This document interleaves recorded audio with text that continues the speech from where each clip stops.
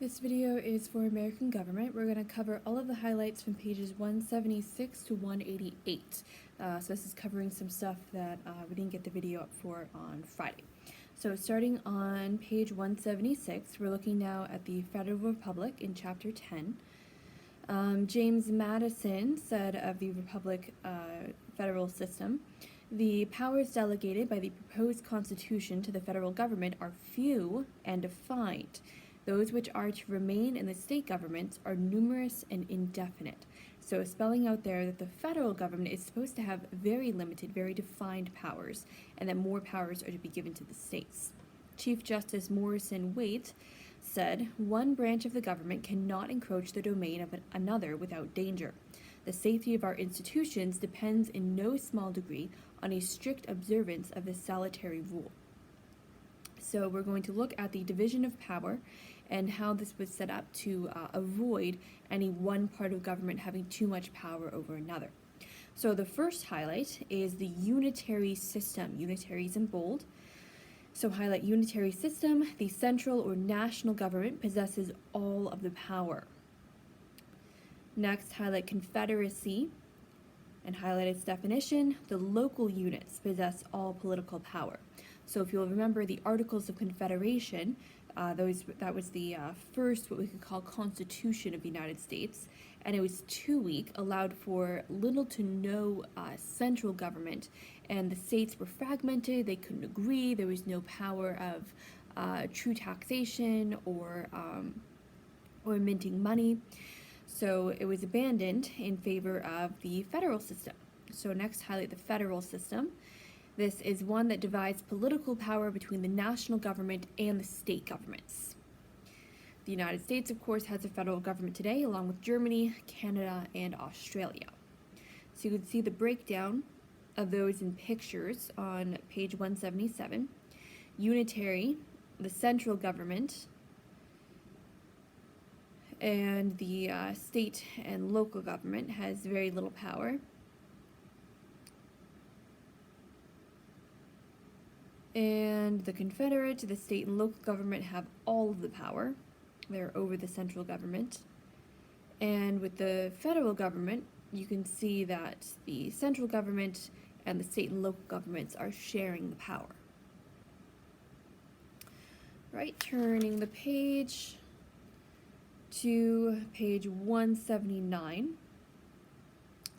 And I will say again, make sure that you are completing all of the reading on your own. Do not just depend on these videos and the highlights and say, "Oh, I did my reading." You need to thoroughly read all the pages.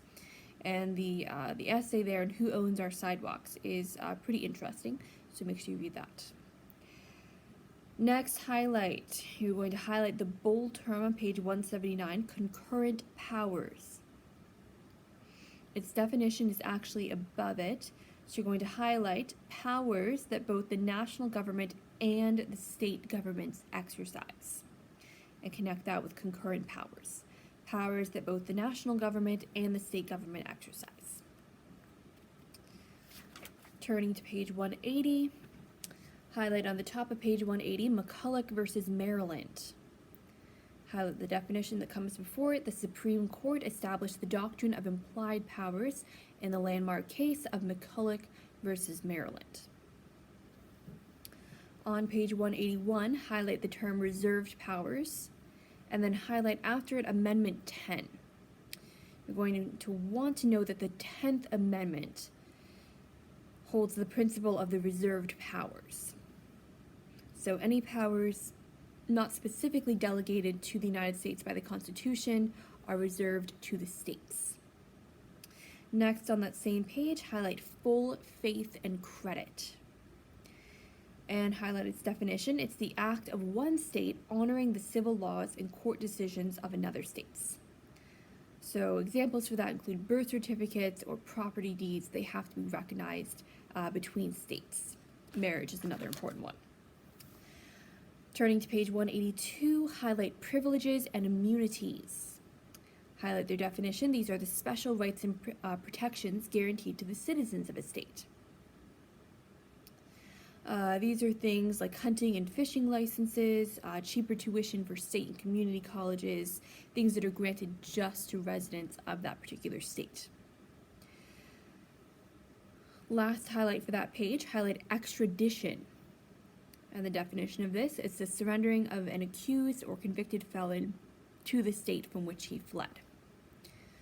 So if someone committed a crime in one state and they fled to another state, the state that they fled to is bound to return them to the state that is accusing them so they can be tried for their crime. Next, on page 183, highlight the doctrine of nullification. Highlight the definition. Its adherents believe that they could nullify laws that they considered unconstitutional. On the second column, highlight Gibbons versus Ogden. And just kind of be familiar with this in coherence with the doctrine of nullification. Turning to page 184, highlight where it says 16th Amendment in bold, and highlight that this provided for the federal government to tax personal incomes. Next, highlight federal grants in bold. Second time it says it.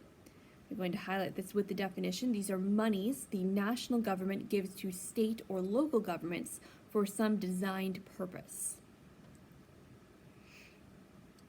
On page 185, find the bold term coercive federalism. Its definition comes before it. Highlight issuing more penalties than incentives to force the states to implement federal programs. And this is the system of coercive federalism. Forcing them to work together through penalties rather than rewards. Turning to page 186, find where it says preemptions. Under that, find the bold term preemption. Highlight that and highlight that this occurs when a federal law supersedes or overrides a similar state law. On page 187, highlight federal grants, and you're going to want to know the types of grants. So highlight states may receive several types of grants, highlight block grants, and highlight categorical grants. Going to want to know both of those. All right, and then that is the last of the highlights up to page 188. Make sure you get all of those, and make sure you let me know if you have any questions, and do your homework, answer your questions thoroughly, and again, just let me know if you need anything or if you have any questions. Have a great day, guys.